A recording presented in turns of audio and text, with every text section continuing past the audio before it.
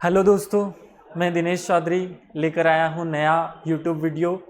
हमारे YouTube video knowledge श्रृंखला का ये तीसरा वीडियो है, जिसमें हम संविधान के विभिन्न समितियों, विभिन्न स्रोतों और संविधान सभा में विभिन्न विद्वानों द्वारा बोले गए कोटेशंस और फैक्ट्स पर फोकस करेंगे।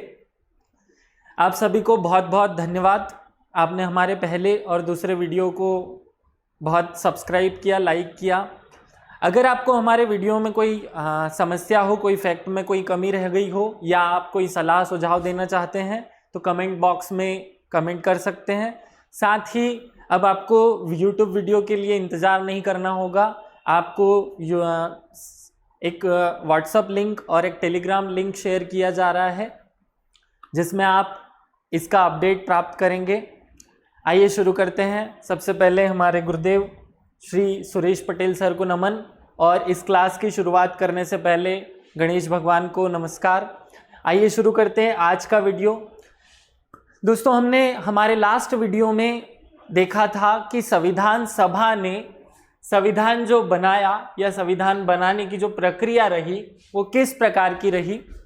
उसमें हमने समझा था कि संविधान सभा में कुल 389 सदस्य थे, और उन 389 सदस्यों ने छोटे छोटे टुकड़ों में विभिन्न समितियां बना करके संविधान का खाका, जो रॉ मटेरियल है, वो तैयार किया। और एक समिति विशेष बनाई गई जिसे प्रारूप समिति कहा गया है, जिसने इसका आउटलाइन ड्राफ्ट तैयार किया। इस पर अभी हम थोड़ा गहन चिंतन करेंगे। साथ ही हमने बात की थी कि उस समिति द्वारा 3 बार इसका वाचन किया गया। इसका 3 बार वाचन जो है वो पहला वाचन 4 नवंबर 1948 से शुरू होकर केवल 5 दिन तक चला था, जिसमें हमने 9 चर्चाएं की थी, और उन 9 चर्चाओं में हमने इसको बाहरी तौर पर समझा था, चर्चा की गई थी। इसका जो दूसरा वाचन है उसकी शुरुआत 15 नवंबर 1948 को हुई थी, जिसमें हमने उसके विभिन्न खंडों, विभिन्न टुकड़ों पर खंडवार चर्चा की थी, और ये 1 वर्ष तक चला था लगभग, जिसमें 7653 संशोधन किए गए थे, और ये लगभग अगले साल 17 अक्टूबर तक चला था। इसके बाद तीसरा वाचन या अंतिम वाचन जो है वो 14 नवंबर 1949 को हुआ, जो 24 नवंबर 1949 तक चलता है, और यह अंतिम वाचन था। इसके बाद डॉक्टर भीमराव अंबेडकर ने संविधान सभा के समक्ष एक प्रस्ताव रखा, जिसे हम the constitution as settled by the assembly be passed, ये एक प्रस्ताव रखा जिसे संविधान सभा द्वारा पारित किया गया, और इसी से अंतिम रूप से हमारा संविधान पारित माना गया, या इसी से संविधान पारित हुआ। आगे बढ़ते हैं। हमने पढ़ा था कि हमारा जो संविधान है वो 26 नवंबर को बनकर तैयार हो गया था। तो 26 नवंबर को संविधान सभा के 284 सदस्यों द्वारा संविधान सभा पर हस्ताक्षर किए गए, संविधान पर हस्ताक्षर किए गए, और इसे अंगीकृत कर लिया गया। इस दिन इसके लगभग 15 आर्टिकल्स जो हैं वो लागू कर दिए गए थे, और बाकी का जो संविधान है वो 26 जनवरी 1950 को लागू हुआ, और इसी दिन 1950 में भारत गणतंत्र हुआ। ये हम समझ चुके हैं कि 26 नवंबर को जब संविधान तैयार हो चुका था तो 26 जनवरी 1950 तक का इंतजार क्यों किया गया, क्योंकि 1929 में 26 जनवरी के दिन ही एक घटना घटित हुई थी, जिसमें भारत में पहली बार झंडा फहराकर रावी नदी के किनारे गणराज्य घोषित किया गया था। इसी को मेमोरेबल बनाने के लिए हमने इस तारीख का इंतजार किया, और इस दिन भारतीय संविधान को पूरी तरह लागू किया। खैर, दूसरी बात यह है कि हम उसके बीच में कुछ समय चाहते थे जिसमें हम पूरी तरह से तैयारियां कर सकें, और वो तैयारी हमने की भी, और अंततः 26 जनवरी 1950 को भारत एक गणतंत्र बना। आधुनिक मनु की संज्ञा हमने इसी कारण से डॉक्टर भीमराव अंबेडकर को दी, और यही संविधान सभा या संविधान के पिता कहलाए। वो आर्टिकल्स जो कि शुरुआत में 15 आर्टिकल्स लागू हो चुके थे वो हमने याद भी किए थे पिछले वीडियो में। हमें याद है कि नागरिकता से संबंधित आर्टिकल, राष्ट्रपति, क्योंकि गणतंत्र बनाने के लिए राष्ट्रपति की जरूरत है, फिर चुनाव कराने वाले आर्टिकल्स, ऐसे कुछ आर्टिकल्स को हमने शुरुआत में लागू कर दिया था, और फाइनली 26 जनवरी 1950 को भारतीय संविधान लागू हो गया। यहाँ तक हम पिछली कक्षाओं में कवर कर चुके थे। आज हम आगे बढ़ते हैं कि हमारा जो संविधान है वो अगर छोटी छोटी समितियों ने बनाया था तो वो कौन कौन सी समितियां थी, आज हम कुछ ट्रिक्स के माध्यम से इन समितियों के अध्यक्ष के नाम याद करेंगे। पहले तो सब बच्चों को जो डाउट है कि कितनी समितियां थी वो क्लियर कर लेते हैं। देखिए, बड़ी बड़ी जो समितियां हमारे संविधान को बनाने के लिए बनाई गई थी वो लगभग 8 थी और 13 छोटी समितियां थी जिनके छोटे छोटे सब्जेक्ट्स पर काम किया और अंततः संविधान बनाया। ये बड़ी समितियां कौन कौन सी थी? सबसे पहले संघ शक्ति समिति। याद कैसे करेंगे कि संघ शक्ति समिति का अध्यक्ष कौन है? देखिए, भारतीय जो संघ है उसका प्रमुख पहला व्यक्ति बना जवाहरलाल नेहरू और इसी से हमने याद किया था कि जवाहरलाल नेहरू संघ शक्ति समिति के अध्यक्ष थे। संघीय संविधान समिति सेम पैटर्न है, संघ और संघीय दोनों एक साथ याद कर सकते हैं। संघ और संघीय संविधान समिति के अध्यक्ष थे जवाहरलाल नेहरू, इन दोनों ही समितियों के अध्यक्ष जवाहरलाल नेहरू याद करने हैं। प्रांतीय संविधान समिति, ये वही समिति है जिसने भारत के विभिन्न प्रांतों को, विभिन्न राज्यों को, देशी रियासतों को भारत में विलय किया था। इसके अध्यक्ष सरदार पटेल थे। इसके बारे में हम जब भारतीय संविधान का भाग 1 पढ़ेंगे तो उसमें डिटेल में चर्चा होगी। प्रारूप समिति जो सबसे इंपॉर्टेंट समिति, सबसे महत्वपूर्ण समिति है, उसके अध्यक्ष डॉक्टर भीमराव अंबेडकर थे। ये वो समितियां जिनको याद कराने की ज्यादा जरूरत नहीं है, ये लगभग सभी विद्यार्थियों को याद होती है। अब आगे जहां जब सभी बच्चे गड़बड़ करते हैं वहां आते हैं। एक समिति थी जिसका नाम था परामर्शदात्री समिति, जिसके अध्यक्ष थे सरदार वल्लभ भाई पटेल। देखिए, परामर्श किससे लिया जाता है? ऐसा व्यक्ति जो हर स्थिति में अडिग रहे, लोहे का बना हुआ हो, लोह पुरुष हो, तो सरदार वल्लभ भाई पटेल को हम लोह पुरुष कहते थे और इसी कारण से इनको हमने संविधान की परामर्शदाता समिति का अध्यक्ष बनाया था। अब ये परामर्शदाता समिति पर थोड़ा बहुत फोकस कीजिएगा कि ये समिति किन किन सब्जेक्ट्स पर परामर्श देने के लिए बनाई गई थी। सबसे पहला सब्जेक्ट था मौलिक अधिकार, दूसरा सब्जेक्ट था अल्पसंख्यक, तीसरा सब्जेक्ट था जनजाति और चौथा बहिष्कृत क्षेत्र या बाहर किए गए क्षेत्र। इन 4 विषयों पर यह समिति बनाई गई थी और इसकी 5 उप समितियां भी थी। इसके अंदर और उप समितियां थी जिनकी संख्या 5 थी, जिसको अभी हम याद करेंगे। फिर प्रक्रिया नियम समिति। देखिए, संविधान सभा का अध्यक्ष राजेंद्र प्रसाद को बनाया गया था और अध्यक्ष ही सामान्यतः निर्धारित करता है कि उसकी जो सभा होगी उसमें किन प्रक्रियाओं, किन नियमों का पालन किया जाएगा, इसलिए प्रक्रिया और नियम समिति के अध्यक्ष राजेंद्र प्रसाद बने।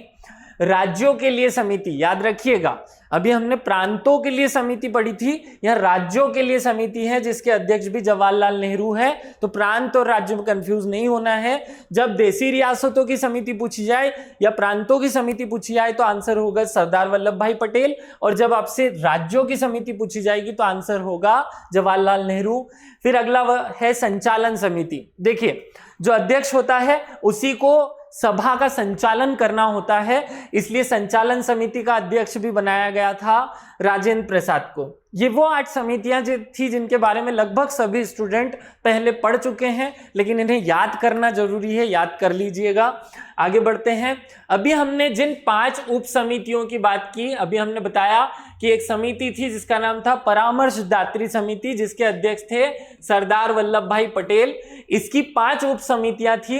ये 5 उप समितियां कौन कौन सी थी? अभी हमने बताया पहला सब्जेक्ट था मौलिक अधिकार। तो मौलिक अधिकार पर जो उप समिति थी उसका अध्यक्ष जेबी कृपलानी थे। देखो, मौलिक अधिकार व्यक्ति की जेब में रखे होते हैं, इसलिए जेबी मतलब जेब में रखे हुए अधिकार, इसलिए हमने याद किया जेबी कृपलानी मौलिक अधिकार समिति के अध्यक्ष थे। अल्पसंख्यक उप समिति के अध्यक्ष HC मुखर्जी थे। तो अल्पसंख्यक जनरली इंटेलिजेंट होते हैं, वो बहुत महत्वपूर्ण भागीदारी निभाते हैं, वो मूर्ख नहीं होते हैं, इससे याद कर सकते हैं। अल्पसंख्यक मूर्ख नहीं है, मुखर्जी समिति, इससे याद हो जाएगा।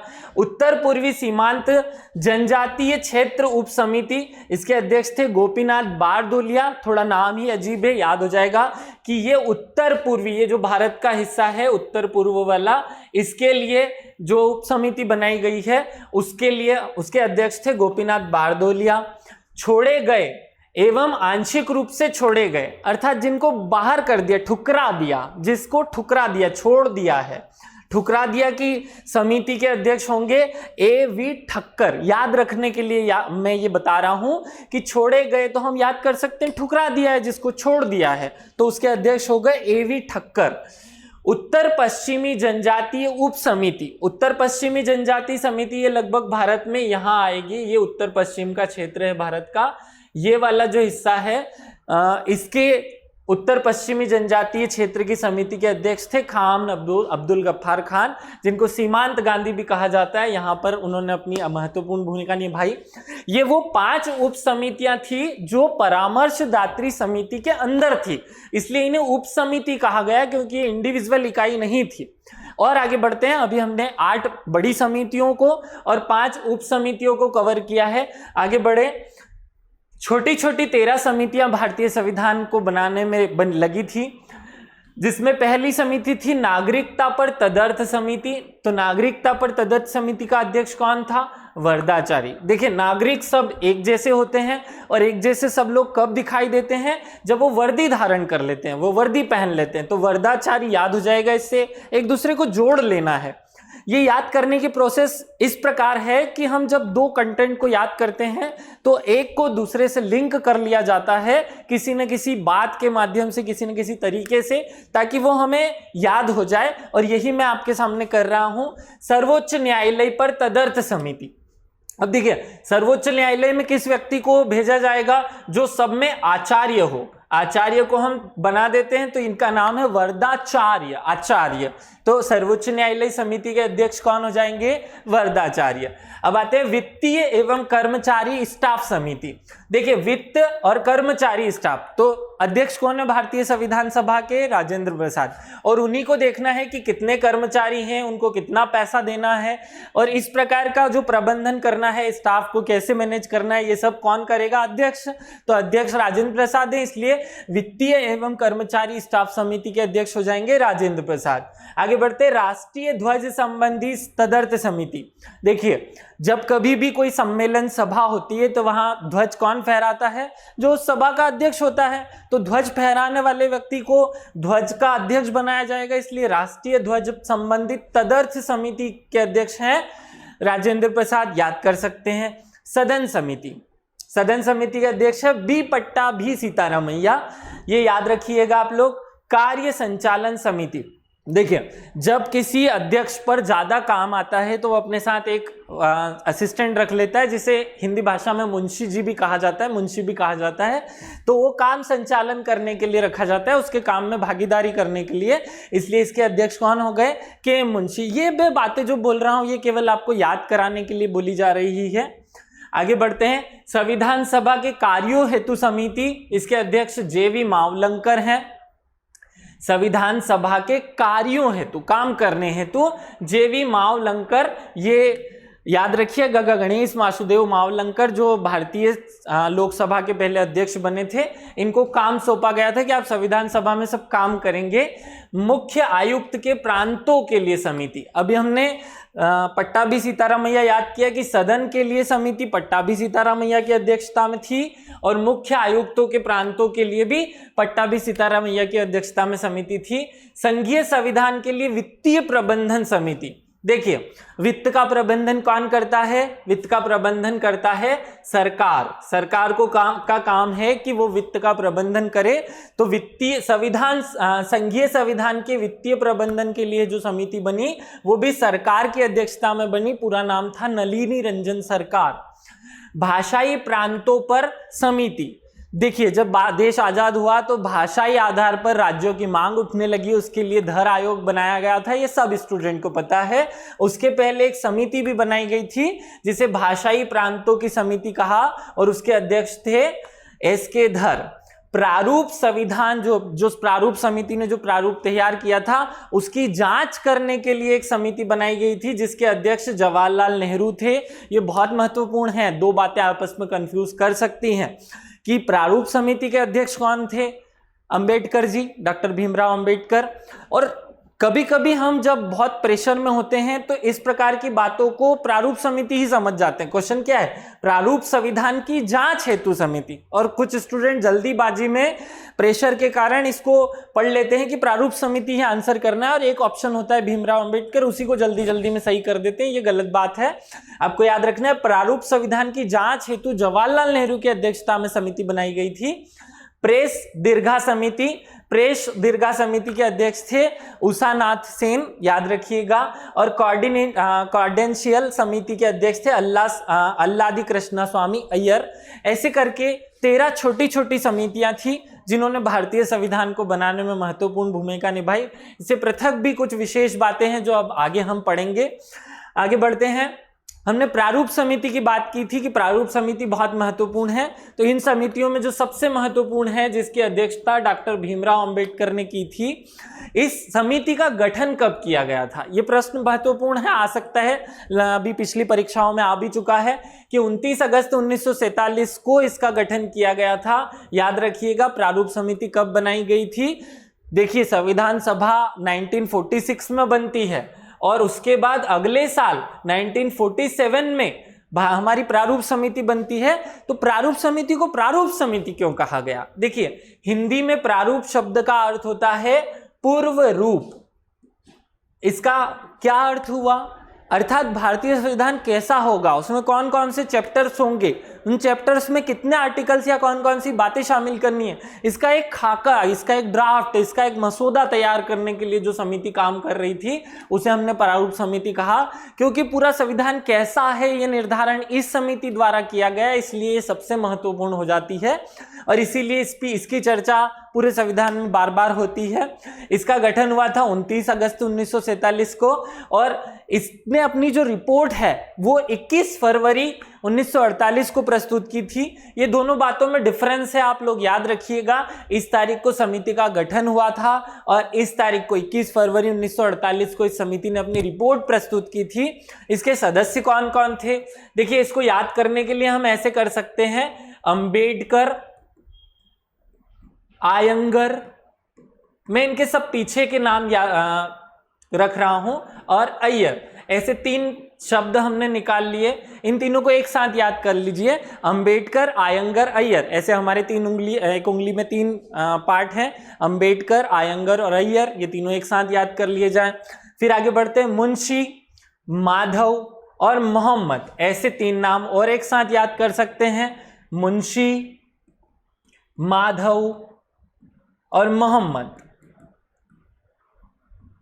ये 3 नाम फिर एम से थे, ये 3 नाम ए से थे और ये 3 नाम एम से थे। तो हमने 3 नाम ए से और 3 नाम एम से याद कर लिए और आखिरी में डीपी खेतान, बस ये एक नाम याद करना है। ऐसे करके 7 मेंबर्स के नाम बड़े आसानी से याद किए जा सकते हैं, अंबेडकर, आयंगर, अय्यर, मुंशी, माधव और मोहम्मद। 6 नाम याद हो गए। इनको एक बार शॉर्ट में याद करने के बाद फिर बड़े आसानी से हो जाते हैं, उनका बड़ा रूप जो है वो आसानी से याद हो जाता है। और एक स्पेशल नाम फिर इसके बाद 7वां खेतान, याद रख लीजिएगा। ये बड़ी महत्वपूर्ण समिति थी, इसलिए इसके बारे में मैं डिटेल में बता रहा हूं। और आगे बढ़ते हैं। देखिए, संविधान की जो ये समितियां हैं, इन्होंने संविधान के अलग अलग खंडों पर काम किया, लेकिन हमने विश्व में जो संविधान थे प्रचलन में, उनसे कुछ ना कुछ लिया है, इसलिए हमारे संविधान को उदारी का थैला भी कहा जाता है। अभी हम आगे देखेंगे कि किसने कहा था, लेकिन उदारी का थैला भी भारतीय संविधान को कुछ विद्वानों ने कहा है, क्योंकि भारतीय संविधान विश्व के विभिन्न देशों से कुछ न कुछ लेकर के बनाया गया है। और इसमें सबसे महत्वपूर्ण जो है वो 1935 का अधिनियम है। ये भी याद रखिएगा कि 1935 के अधिनियम से लगभग 250 अनुच्छेद जो हैं वो सीधे सीधे तौर पर उठा करके भारतीय संविधान में शामिल कर लिए गए थे। अब हम इससे पृथक किस किस देश से कौन कौन से चीजें ली गई है उस पर फोकस करते हैं। देखिए, ब्रिटेन से इस पर बड़े क्वेश्चन आने लगे हैं आजकल। एग्जाम होने के एक दिन बाद स्टूडेंट्स आते हैं कि सर मेरा एक नंबर से 2 नंबर से रह गया। मुझे लगता है कि उस 1 या 2 नंबर को कवर करने के लिए हमें हमारी गहराई को बढ़ाना होगा, और मैं उसी पर काम करने की कोशिश कर रहा हूं कि अब कोई ऐसा स्टूडेंट ना रहे जो 1 या 2 नंबर से फेल हो, तो और ज्यादा इसको गहराई से अध्ययन करके कवर करते हैं। ब्रिटेन से हमने लिया संसदीय शासन व्यवस्था। अब हमारे दिमाग में इस बात को सेट करते हैं कि विश्व में 3 प्रकार की चीजें हैं जिनमें विश्व के विभिन्न देश प्रमुख हैं। जैसे अगर किसी देश में संसद प्रमुख है तो वो है ब्रिटेन। ब्रिटेन में संसद प्रमुख है, वहां अगर संसद चाहे तो स्त्री को पुरुष और पुरुष को स्त्री के अलावा बाकी सब कुछ कर सकती है। इसके अलावा सारी शक्तियां जो है वहां संसद में निहित होती है। ऐसा ब्रिटेन विश्व का अनोखा उदाहरण है। ब्रिटेन की संसद में अपार शक्तियां हैं। ऐसे ही अमेरिका में जो है वो न्यायालय है। अमेरिका में इसी प्रकार की शक्तियां न्यायालय में है। न्यायालय वहां का लगभग सभी प्रकार की शक्तियां धारण करता है। वो पुनरावलोकन से लेकर A to Z शक्तियां धारण करता है। अर्थात यूएसए में जो है वो न्यायालय प्रमुख है और ब्रिटेन में संसद प्रमुख है। और संविधान कहाँ प्रमुख है? संविधान प्रमुख है भारत में। भारत में जो भी कुछ होता है, या तो संसद हो या न्यायालय हो, सब भारत के संविधान के अधीन है। इससे बड़ा कुछ भी नहीं भारत में। तो भारत में संविधान को प्रमुख माना गया है। ये क्वेश्चन आ सकता है कि विश्व में या भारत में प्रमुख कौन है? तो संविधान।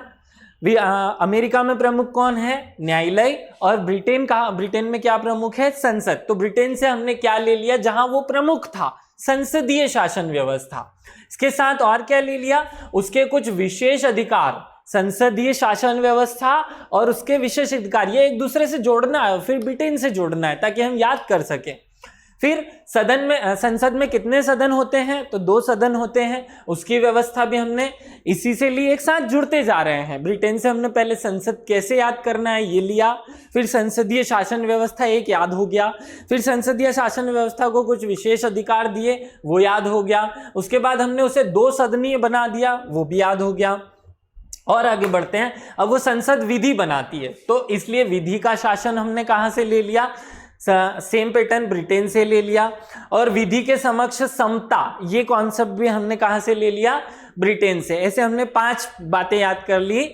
पहले हमने जोड़ा है कि ब्रिटेन से में क्या प्रमुख है? संसद। तो जिस देश में जो प्रमुख होगा वही तो वहां से लिया जाएगा। तो ब्रिटेन में संसद प्रमुख है तो हमने वहां से संसदीय शासन व्यवस्था लिया, उसमें विशेष अधिकार दिए, उसको द्विसदनात्मक बना दिया। फिर उसने विधि बनाई तो विधि का शासन हो गया। और विधि के समक्ष समता, ये चीजें हमने यहाँ से ली। साथ में जब संसद वहां की थी तो उसमें मंत्रिमंडल के माध्यम से काम होता था। और इसको ब्रिटेन में वेस्टमिंस्टर, याद रखिएगा ये शब्द, वेस्टमिंस्टर प्रणाली भी कहा जाता है। तो वेस्टमिंस्टर प्रणाली हमने कहां से ली, या मंत्रिमंडलीय शासन हमने कहां से लिया? हमने ब्रिटेन से लिया। एकल नागरिकता, राष्ट्रपति का पद, परमाधिकार शक्ति, कलेक्टर का पद, सर्वाधिकार संपन्न संसद, ये सारी बातें हमने ब्रिटेन से ली है। तो पहले तो याद करने के लिए इसे अरेंज किया जाए कि संसद के रूप में हमने 4 चीजें ले ली।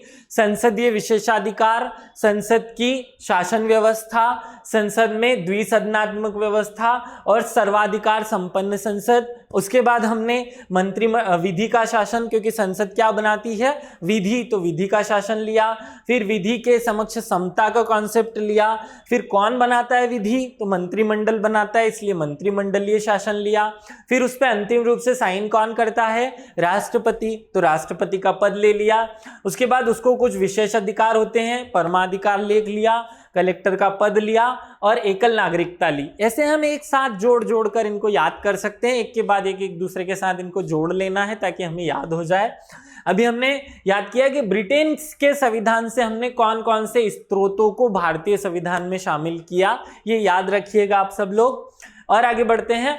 अमेरिका के संविधान से हमने क्या लिया? अभी मैंने आप लोगों को बताया कि विश्व में अमेरिका ऐसा देश है जहां न्यायालय प्रमुख है, जहां न्यायालय में अपार शक्तियां हैं, अपार शक्तियां विद्यमान है यहाँ। तो न्यायालय की जो कॉन्सेप्ट होगा वो हम यहाँ से लेंगे। तो सबसे पहले न्यायपालिका की स्वतंत्रता हमने अमेरिका से लिया। न्यायालय द्वारा जो है विधियों का पुनरावलोकन कर लिया जाए, ये शक्ति भी हमने यहीं से ली। फिर सुप्रीम कोर्ट और हाई कोर्ट के न्यायाधीशों को पद से हटाने की प्रक्रिया, ये तीनों एक साथ जुड़ रहा है। देखिए, न्यायालय की शक्तियां, न्यायालय प्रमुख है अमेरिका में और वहां से हमने न्यायालय की स्वतंत्रता, न्यायपालिका की व्यवस्था या स्वतंत्रता ली। फिर उसका पुनरावलोकन का शक्ति लिया। फिर सुप्रीम कोर्ट और हाई कोर्ट के जजों को पद से हटाने की व्यवस्था ली उनसे। फिर हमने आगे कार्यपालिका का सेना के प्रमुख या कार्यपालिका और सेना के प्रमुख में वहां का जो राष्ट्रपति होता है उसके अधिकार ले लिए। अमेरिका में जो कार्यपालिका है उसका प्रमुख और सेना का प्रमुख राष्ट्रपति होता है। और यही कॉन्सेप्ट हमने भारतीय संविधान में जोड़ा। भारत का जो संविधान है उसमें भी राष्ट्रपति को कार्यपालिका का प्रमुख बताया गया। देखिए, राष्ट्रपति का जो पद है वो हमने कहां से लिया है? ब्रिटेन से। लेकिन राष्ट्रपति के पद की जो शक्तियां हैं कि वह कार्यपालिका का प्रमुख होगा, वह सेना का प्रमुख होगा, ये कॉन्सेप्ट हमने अमेरिका से लिया। तो याद रखिएगा, इन बातों में कंफ्यूज नहीं होना है। अभी हमने बोला था कि विधि का शासन, विधि का जो शासन है या विधि के समक्ष समता, ये कॉन्सेप्ट हमने कहां से लिया है? ये हमने ब्रिटेन से लिया। तो सेम पैटर्न पे हमने यहां लिया है विधि के समान संरक्षण, विधि के समक्ष समान संरक्षण या कानूनों का समान संरक्षण। ये हमने कॉन्सेप्ट अमेरिका के संविधान से लिया है। ये जो अमेरिका के संविधान के जैसा है। जब हम आर्टिकल 14 पढ़ेंगे तो विधि के समक्ष समता और विधियों का समान संरक्षण, इन दोनों बातों में क्या अंतर है या ये दोनों कॉन्सेप्ट कैसे पैदा हुए, इस पर फोकस करेंगे। खैर, इसके प्रणेता डाइसी थे, वो अलग बात है, हम इसको आगे कवर करेंगे। साथ में हमने संविधान के रक्षक न्यायपालिका किनकी रक्षा करता है? मूल अधिकारों की। तो वही मूल अधिकार हमने अमेरिका से ले लिए। राष्ट्रपति को हटाने की जो प्रक्रिया है वो अमेरिका से ले ली। उपराष्ट्रपति का पद जो है वो अमेरिका से ले लिया। देखिए, विश्व में पहली बार उपराष्ट्रपति का पद जो है वो अमेरिका में बनाया गया था और इस रूप में बनाया गया था कि अगर गलती से राष्ट्रपति को कुछ हो जाता है तो उस स्थिति में उस देश का कार्य संचालन कौन करेगा, काम कैसे चलेगा, इसलिए उपराष्ट्रपति का पद बनाया गया और हमने वहीं से इसको कॉपी किया है। प्रस्तावना का जो विचार है वो भी हमने अमेरिका के संविधान से लिया। पहली बार विश्व में प्रस्तावना अगर किसी देश ने बनाई थी तो वो अमेरिका था और उसी से हमने कॉपी करके संविधान में प्रस्तावना का विचार जोड़ा। प्रस्तावना का विचार है ये, प्रस्तावना के अंदर की बातें हमने कहीं और से लिए, वो हम आगे बताएंगे। आगे चलते हैं। आयरलैंड के संविधान से हमने कुछ और लिया है। पहले राज्य के नीति निर्देशक तत्व डीपीएसपी, याद रखिएगा, आयरलैंड से लिए हमने। राष्ट्रपति के निर्वाचन की पद्धति जो होती है वो भी आयरलैंड से ली गई है। और राज्यसभा के सदस्यों का नामांकन, जो 12 सदस्यों का नामांकन राष्ट्रपति द्वारा होता है, वो प्रक्रिया या वो भी हमने इसी देश से, आयरलैंड के संविधान से लिया है। तो आयरलैंड ऐसे लिखते हैं, आयरलैंड, इसमें ये अ में 3 शब्द दिखाई दे रहा होगा। इसमें पहला आ जाएगा डीपीएसपी, फिर राष्ट्रपति के निर्वाचन की पद्धति और फिर राज्यसभा में 12 सदस्यों का नामांकन। ऐसी 3 बातें याद रखनी है। फिर आते हैं कनाडा पे। देखिए, कनाडा में ये जो शब्द है नाडा, ये क्या करता है? नाडा बहुत सारी चीजों को आपस में बांधने का काम करता है। नाडे से हम बहुत सारी चीजें आपस में बांध सकते हैं ना। तो नाडे से हमने संघीय शासन व्यवस्था में ये जो राज्य थे इनको आपस में बांध दिया। तो ये कॉन्सेप्ट कहां से लिया हमने? कनाडा के संविधान से। प्लस अवशिष्ट शक्तियां भी हमने कनाडा के संविधान से ले ली। जब अगर संघीय व्यवस्था बनी है तो उसमें केंद्र भी होगा और राज्य भी होगा, तो राज्यपालों की नियुक्ति भी हमने कनाडा से ले ली। उच्चतम न्यायालयों का परामर्श का जो अधिकार है वो भी हमने कनाडा के संविधान से ले लिया। और आगे बढ़ते हैं। ऑस्ट्रेलिया, देखो जो ट्रे होती है ना, इसमें एक फोकस शब्द है ट्रे। इस ट्रे में हमने क्या रख लिया है? हमारी सूचियां रख ली है, समवर्ती सूची रख ली। तो ट्रे में हमने रखी समवर्ती सूची, फिर ट्रे में रखा है अर्थात ऑस्ट्रेलिया से हमने क्या ले लिया? समवर्ती सूची ले ली। ऐसे हमें एक दूसरे के साथ जोड़ कर रखना है। मैं सारी चीजें जोड़ने लगा तो वीडियो बहुत लंबा हो जाएगा, इसलिए मैं सब चीजें नहीं जोड़ रहा हूँ, बीच बीच में कुछ कुछ चीजें जोड़ते जा रहा हूँ ताकि आप याद आसानी से कर सको। और इसे डेमो समझिएगा कि इस फॉर्म में हमें याद करना है चीजें। फिर हमने संयुक्त बैठक की व्यवस्था जो है वो भी ऑस्ट्रेलिया से ली। ऑस्ट्रेलिया में संयुक्त बैठक का प्रावधान था कि लोकसभा और राज्यसभा दोनों एक साथ बैठकर किसी डिसीजन को ले सकती है, वो व्यवस्था हमने ऑस्ट्रेलिया से ली। उद्देशिका की भाषा, अभी देखिए याद कीजिएगा, प्रस्तावना का विचार हमने कहां से लिया? अमेरिका से। और उद्देशिका की या प्रस्तावना की भाषा हमने कहां से ली? वो हमने ली ऑस्ट्रेलिया से।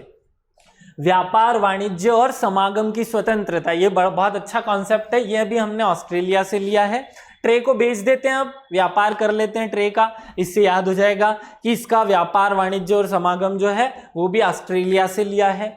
आगे बढ़ते हैं। जर्मनी, जर्मनी शब्द को मैं थोड़ा सा तोड़ देता हूं, जर्मनी ऐसे कर देता हूं, जमता ही नहीं है।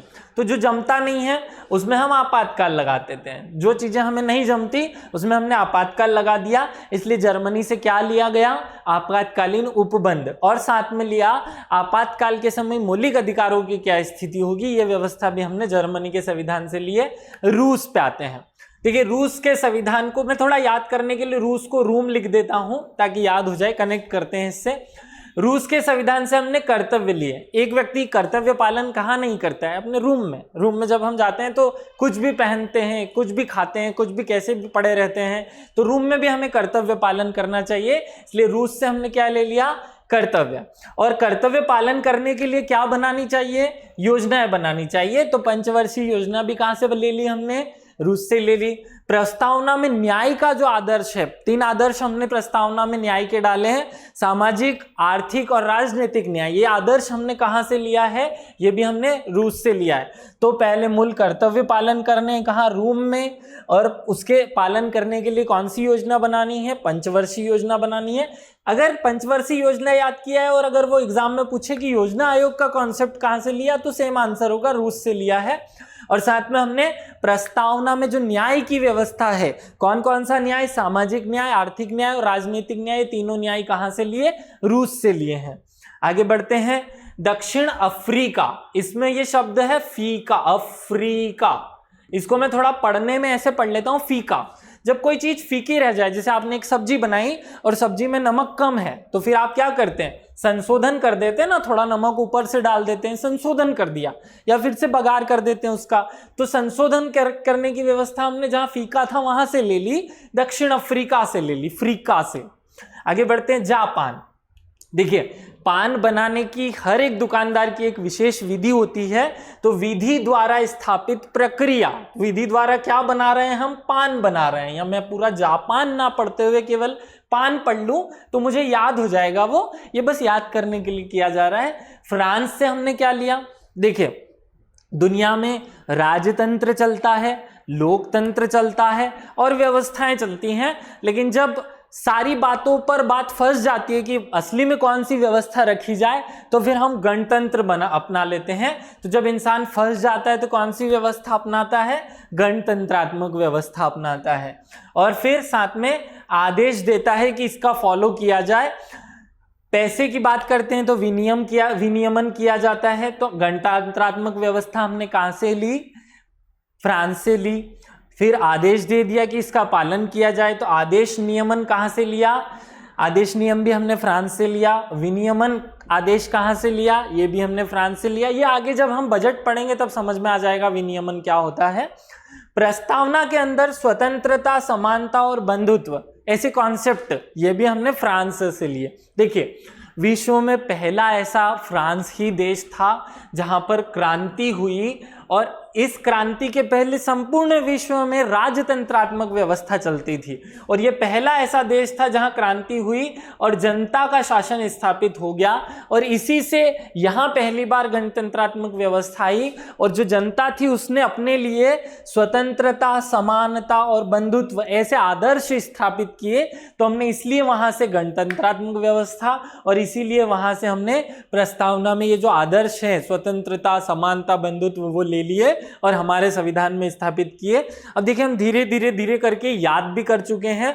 आप लोग इस वीडियो को थोड़ा बार बार देख करके कोड के माध्यम से लिख करके आसानी से याद कर पाएंगे। अब मुझे लगता है कुछ छोटी मोटी चीज जो मैंने छोड़ी होगी वो आप अपनी तरीके से कोड बना लीजिएगा, क्योंकि हो सकता है मेरे कोड आपको कठिन लग रहे हो। याद करने का तरीका मुझसे सीखिए, याद आप अपने तरीके से कर सकते हैं। आगे बढ़ते हैं। संविधान के बारे में कुछ विशेष फैक्ट्स पे आ जाते हैं। देखिए संविधान बनाने में कितना समय लगा, लगभग 2 वर्ष 11 माह और 18 दिन का समय हमारे संविधान को बनाने में लगा। संविधान निर्माण में लगभग 64 लाख रुपए खर्च हुए थे। ये लगभग में, एग्जैक्ट फिगर और थोड़ा अलग है, लेकिन 64 लाख रुपए हमारे संविधान को बनाने में खर्च हुए। मूल संविधान जो था वो इंग्लिश में हैंड रिटन था। ये मैं ऐसे फैक्ट 8, 10, 15 आपको पढ़ा रहा हूं जो जनरली हमें नहीं याद होते हैं, उन पे फोकस करते हैं। संविधान का जो मूल भाग था या मूल जो संविधान बनाया गया था वो इंग्लिश भाषा में हाथ से लिखा हुआ था, हैंड रिटन था। इसको किन लोगों ने लिखा था? इसे शांति निकेतन, जो रविंद्रनाथ टैगोर द्वारा स्थापित किया गया था, इस शांति निकेतन के जो टीचर्स और स्टूडेंट्स थे उनके द्वारा लिखा गया था। ये प्रश्न बड़े छोटे छोटे से हैं लेकिन गंभीर हैं, आ सकते हैं परीक्षा में, कि भारतीय संविधान को किसके द्वारा लिखा गया। अब जनरली सब लोग भीमराव अंबेडकर लगाएंगे, नहीं भाई, भीमराव अंबेडकर की जो समिति थी उसने खाका तैयार किया था, उसके बाद इसे लिखने का काम जो है वो शांति निकेतन के स्टूडेंट्स और टीचर ने किया था। और उसमें भी आसपास जो बाउंड्री लाइन थी, जो फोटो डाले गए थे, उनकी पेंटिंग किसने की थी?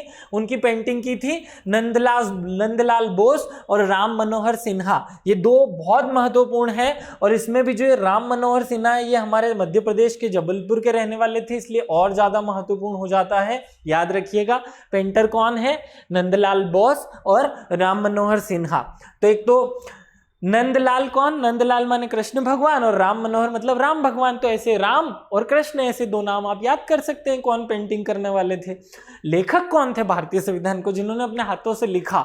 वो थे बिहारी नारायण रायजादा, जिन्होंने इंग्लिश में इस संविधान को लिखा था। ये बहुत महत्वपूर्ण बात है, याद रखिएगा। और आगे बढ़ते हैं। देखिए, हमारे संविधान का जो है वो 2 बार प्रकाशन हुआ। मैं ये बात पहले बता चुका हूं। पहला प्रकाशन हमारे संविधान का फरवरी 1948 में हुआ था, जब हमने इसको देहरादून से प्रकाशित किया था। देहरादून से ही क्यों किया था, इसका अलग कारण है, अभी लंबा हो जाएगा, डिस्कस नहीं करते। लेकिन पहली बार संविधान का जो प्रकाशन है वो देहरादून से हुआ, फरवरी 1948 में हुआ। और उसके बाद 8 माह का समय दिया गया हमारे देश की जनता को, ताकि जनता अपने विचार, अपने सुझाव दे सके, और जिन पर हमारी विभिन्न समितियां अपने वाचन में उन पर विचार कर सके, उनको जोड़ सके, उनको घटा सके, कुछ चीजें हटा सके, जोड़ सके, सब कर सके, ताकि जनता का इन्वॉल्वमेंट संविधान में हो जाए। और फिर अंततः इसे अक्टूबर माह में फिर से प्रकाशित किया गया, जो कि फाइनल संविधान के रूप में आया अक्टूबर 1948। ऐसे हमारा संविधान 2 बार जो है वो प्रकाशित हुआ। और इसका प्रकाशन कहाँ से हुआ था? पूरा फैक्चुअल बात है, देहरादून से हुआ था। इसका हिंदी में अनुवाद भी किसी व्यक्ति ने किया होगा, उनका नाम था बसंत कृष्ण वेद जी ने हमारे, या बसंत कृष्ण वेद ने हमारे संविधान का हिंदी में अनुवाद किया था। संविधान की जो मोहर है, मैंने पिछली बार आपसे ये प्रश्न भी पूछा था, और आज की वीडियो में सबसे पहला जो स्लाइड था उसमें एक फोटो भी लगा है जिसमें हाथी का चित्र बना हुआ है। तो क्वेश्चन बड़ा आसान है, लेकिन इंटरव्यू में पूछ लिया गया था कि भारतीय संविधान का सिंबल क्या था? भारतीय संविधान का सिंबल था हाथी। इसको एक बार रिवाइज करेंगे हम जब पूरा कर लेंगे। तो भारतीय संविधान का मोहर या सिंबल क्या था? हाथी था। मुख्य प्रारूपकार, भारतीय संविधान में मुख्य प्रारूपकार कौन थे? एल.एन. मुखर्जी थे, याद रखिएगा। संविधान सभा में सचिव कौन थे जिन्होंने पूरे एडमिनिस्ट्रेटिव काम को देखा? उनका नाम था एम. आयंगर। मोहम्मद अली जिन्ना और महात्मा गांधी, ये 2 ऐसे व्यक्ति थे जो उस समय की राजनीति में बड़े महत्वपूर्ण थे, लेकिन ये दोनों के दोनों हमारे संविधान सभा के कभी सदस्य नहीं रहे, याद रखिएगा।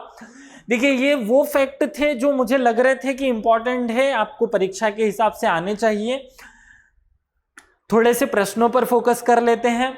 संविधान की हमें पता तो चले कि संविधान से रिलेटेड कौन से प्रश्न भी आ सकते हैं, या थोड़ा मैं कठिन प्रश्न भी बताने की कोशिश करूं, आइडिया लगे कि इस प्रकार के प्रश्न हमें तैयार करने हैं। संविधान सभा के प्रारूप या मसविदा समिति की नियुक्ति कब हुई थी? अभी मैंने थोड़ी देर पहले बताया था कि प्रारूप समिति जो थी उसकी जो स्थापना हुई थी, या उसकी जो स्थापना है वो कब हुआ, समिति की नियुक्ति कब हुई, वो आपको याद रखना है। 29 अगस्त 1947 को हुई थी। आगे बढ़ते हैं। भारत को एक संविधान देने का प्रस्ताव संविधान सभा ने कब दिया था? ये 99% बच्चों को ये क्वेश्चन याद नहीं है। देखिए, भारतीय संविधान की जो सभा है उसमें अलग अलग काम को करने के लिए अलग अलग प्रस्ताव लाए गए थे, और भारत को एक संविधान देने का प्रस्ताव भी एक बार आया, जो हमें याद रखना है। इस क्वेश्चन का आंसर आप लोग कमेंट बॉक्स में करेंगे। ये लगभग स्टूडेंट को याद नहीं होता है, अगर आपको याद है तो आप इसको कमेंट कीजिएगा। संविधान के पांडुलेखन समिति किन का निम्नलिखित में से कौन सदस्य नहीं है? संविधान की पांडुलेखन समिति का सदस्य कौन नहीं है? तो देखिए जवाहरलाल नेहरू इसके अध्यक्ष सदस्य नहीं थे, बाकी अन्य जो 3 ऑप्शन दिए हुए हैं वो इसके सदस्य थे। भारत के राष्ट्रीय चिन्ह को किस दिन अपनाया गया? सबको याद है 26 जनवरी 1950 को अपनाया गया। संविधान सभा के सभी निर्णय किस आधार पर लिए गए? देखिए कुछ लोगों को लगता है सर्वसम्मति से लिया है, कुछ लोगों को लगता है बहुमत के आधार पर लिए, लेकिन ये दोनों ही आंसर गलत है। सहमति और समायोजन, ये विशेष याद रखना है आपको कि भारतीय संविधान सभा का जो सभी निर्णय हैं वो सहमति और समायोजन के साथ लिए गए थे। सबकी सहमति बनेगी तब उस निर्णय को आगे बढ़ाया जाएगा। एक प्रश्न छोड़ रहा हूं आपके लिए, कमेंट कीजिएगा। आगे बढ़ते हैं। कुछ कोटेशंस आजकल एग्जाम में बहुत इंपॉर्टेंट आने लगे हैं और ये कोटेशन जनरली किसी किताब में लिखे भी नहीं होते या कम लिखे, एक दो कोटेशन लिखे होते हैं। आज हम बहुत सारे कोटेशंस कवर करने की कोशिश करते हैं ताकि जो एरिया जो हम टॉपिक पढ़े उसको पूरी तरह कंप्लीट कर लें। संविधान सभा ही एकमात्र संयंत्र है। देखिए यहां फोकस कीजिएगा, संविधान सभा ही एकमात्र संयंत्र है। तो पहला प्रश्न तो यहीं से बन जाएगा कि संविधान सभा को एक संयंत्र की संज्ञा किसने दी थी? एम वेंकट रमैया ने दी थी। पूरा कोटेशन पढ़ेंगे तो दूसरा प्रश्न बनेगा, जो आत्मनिर्णय के सिद्धांत के साथ संगत है और जिसे ब्रिटिश भी स्वीकार करते हैं और जिसे भारतीय भी स्वीकार करते हैं। तो ऐसा जो है कोटेशन हमारे एम वेंकट रमैया ने दिया था। क्या कहना चाहते हैं ये कि भारतीय संविधान एक संयंत्र है। तो एग्जामिनर कभी कभी छोटा क्वेश्चन करने के लिए ऐसा भी पूछ लेता है कि भारतीय संविधान सभा को एक संयंत्र की संज्ञा किसने दी थी? एम वेंकट रमैया ने दी थी। और संविधान सभा के इस संयंत्र जिससे ब्रिटिश भी सहमत है और भारतीय भी सहमत है, ऐसा किसने कहा? एम वेंकट रमैया ने कहा। आगे बढ़ते हैं। संविधान सभा मात्र हामी भरने की इकाई नहीं है, केवल हाँ करने की इकाई नहीं है, यहाँ सारी चीजों पर व्यवस्थित विचार होना चाहिए। ऐसा किसने कहा? डॉक्टर भीमराव अंबेडकर ने कहा था। संविधान सभा ही कांग्रेस और कांग्रेस ही भारत है। देखिए क्या महत्वपूर्ण बात है, भारतीय संविधान सभा ही कांग्रेस और कांग्रेस ही संविधान सभा और वही भारत है। ऐसा कहने वाले एक व्यक्ति थे आइवर जेनिंग्स। महत्वपूर्ण कोटेशन है ये, आप लोग याद रखेंगे। संविधान सभा भारत की लघु झांकी प्रस्तुत करती है। भारतीय संविधान सभा जो है वो भारत की लघु झांकी प्रस्तुत करती है। अब यहाँ प्रश्न बनता है कि संविधान सभा भारत की लघु स्वरूप है या लघु झांकी है? ऐसा किसने कहा? ग्रेनविल ऑस्टिन ने कहा था। बहुत महत्वपूर्ण विद्वान रहे हैं, इनके कोटेशंस हमें याद रखने हैं। जनमत का कोई भी ऐसा वर्ण नहीं था जिसे संविधान सभा में प्रतिनिधित्व प्राप्त नहीं हो। ऐसा किसने कहा था? के संथानम ने कहा था। याद रखिएगा, ये कह रहे हैं कि संविधान सभा ऐसा प्रतिनिधित्व है जिसमें कोई भी वर्ग नहीं छूटा, ये कहा के संथानम ने। याद रखिएगा ये कोटेशंस। और आगे बढ़ते हैं। संविधान एक पवित्र दस्तावेज है, ऐसा कहा था डॉक्टर भीमराव अंबेडकर ने। ये बहुत आसान प्रश्न पूछ लिया जाता है। संविधान एक पवित्र दस्तावेज, संविधान को पवित्र दस्तावेज की संज्ञा किसने दी? डॉक्टर भीमराव अंबेडकर ने दी। ऐसी छोटी छोटी बातें बहुत महत्वपूर्ण है हमारे लिए। संवैधानिक उपचारों के अधिकार को संविधान की आत्मा और हृदय के समान किसने कहा? सेम आंसर है, डॉक्टर भीमराव अंबेडकर ने कहा। इसे ही हार्ट ऑफ कॉन्स्टिट्यूशन आर्टिकल 32 को डॉक्टर भीमराव अंबेडकर ने कहा। एक ही प्रश्न में से अलग अलग टाइप से घूम करके आ जाते हैं प्रश्न। यदि कोई संविधान जनमानस की आकांक्षाओं के अनुरूप नहीं है तो वह खोखला है, ऐसा कहा था डॉक्टर पंडित नेहरू ने कहा था कि अगर कोई संविधान जनता की आकांक्षाओं को पूरा नहीं करता तो वह खोखला है और संबंधित समाज को पीछे ले जाता है। ये कोटेशन है जवाहरलाल नेहरू का। देखिए मुझे जो कोटेशन इंपॉर्टेंट लगे वो मैंने आपके सामने रखे हैं। संविधान की आत्मा किसे कहा जाता है? प्रस्तावना को कहा जाता है। संविधान की जो सभा है यह सामाजिक क्रांति और समाजवाद का दस्तावेज है। तो अब भारतीय संविधान को किसने सामाजिक क्रांति का साधन माना है? आंसर यह होगा ग्रेनविल ऑस्टिन ने। या फिर इसका ये दूसरा वाला हिस्सा कि संविधान सभा को किसने समाजवाद का दस्तावेज कहा या संविधान को किसने समाजवाद का दस्तावेज कहा? आंसर होगा ग्रेनविल ऑस्टिन। ये छोटे छोटे टुकड़ों में भी पूछे जाते हैं और पूरा कोटेशन डबल इन्वर्टेड कॉमा में करके भी पूछ लिया जाता है, याद रखिएगा। आगे बढ़ते हैं। प्रस्तावना से रिलेटेड कुछ छोटे छोटे कोटेशन भी होते हैं कि संविधान में लगाया गया रत्न। अब यहाँ क्या प्रश्न पूछा गया कि किस विद्वान ने संविधान की प्रस्तावना या उद्देशिका को रत्न की संज्ञा दी थी? आंसर होगा ठाकुरदास भार्गव ने दी थी। किसने दी थी? ठाकुरदास भार्गव ने। संविधान की प्रस्तावना को अति उत्कृष्ट गद्य काव्य कहा। किसने कहा? प्रस्तावना को किस विद्वान ने अति उत्कृष्ट गद्य काव्य कहा? सेम है आंसर, ठाकुरदास भार्गव। उद्देशिका हमारे स्वप्नों और विचारों का प्रतिनिधित्व करती है, ऐसा अल्लादी कृष्णा स्वामी अय्यर, ये कौन है? संविधान के प्रारूप जो समिति थी उसके सदस्य थे। उद्देशिका हमारे प्रभुत्व लोकतांत्रिक गणराज्य की जन्म कुंडली है।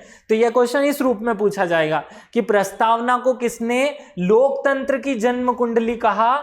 ये राजनीतिक जन्म पत्री भी कहा जाती है इसको, ये के.एम. मुंशी ने कहा था। देखिए कितना सरल प्रश्न है कि प्रस्तावना को किस प्रसिद्ध विद्वान ने लोकतंत्र की जन्म कुंडली कहा? के.एम. मुंशी ने कहा था। याद रखिएगा, ये एक बार पढ़ लेंगे तो आपको सब याद आने लगेगा। जब तक नहीं पढ़ा होता है तब तक हमें ऐसा लगता है कि बाप रे ये क्या पूछ लिया।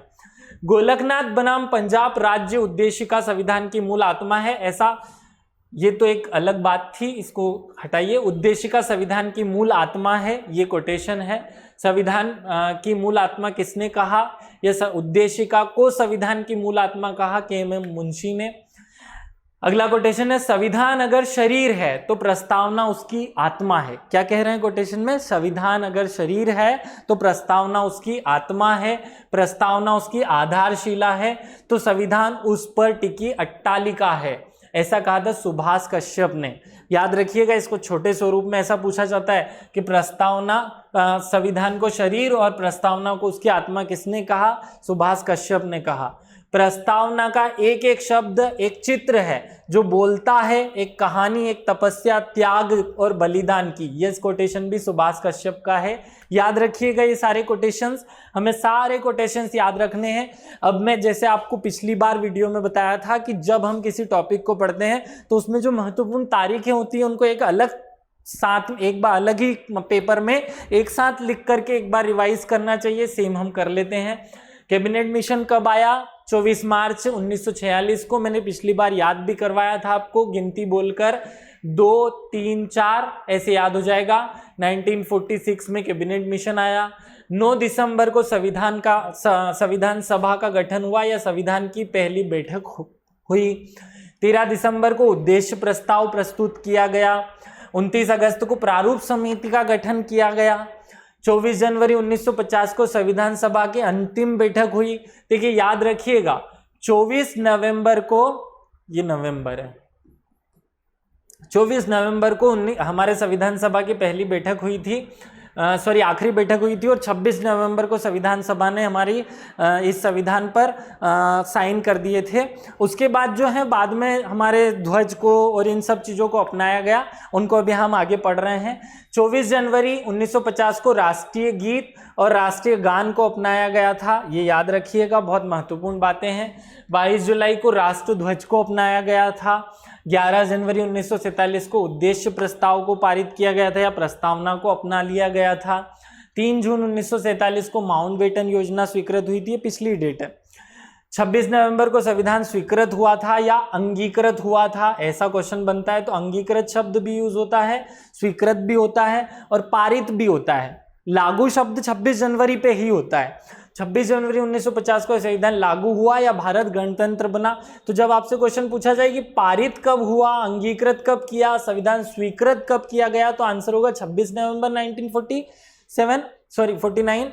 और जब पूछा जाए कि संविधान लागू कब हुआ या भारत गणतंत्र कब बना, तो आंसर होगा 26 जनवरी 1950। 26 जनवरी को राजेंद्र प्रसाद भारत के पहले राष्ट्रपति बन गए थे।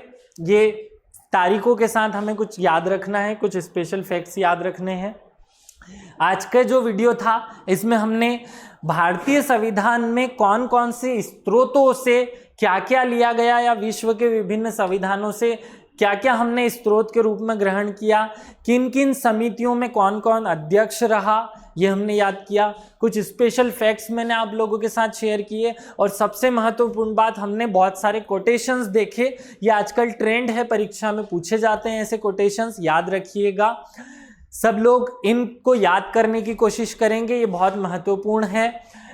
इसी वीडियो को यहीं समाप्त करते हैं। अगले वीडियो में मैं आप लोगों को इसके आगे संविधान की विभिन्न अनुसूचियां और संविधान के भाग पर डिस्कस करूंगा। संविधान की अनुसूचियां हम याद करेंगे और उसके विभिन्न भागों पर धीरे धीरे चर्चा शुरू करेंगे।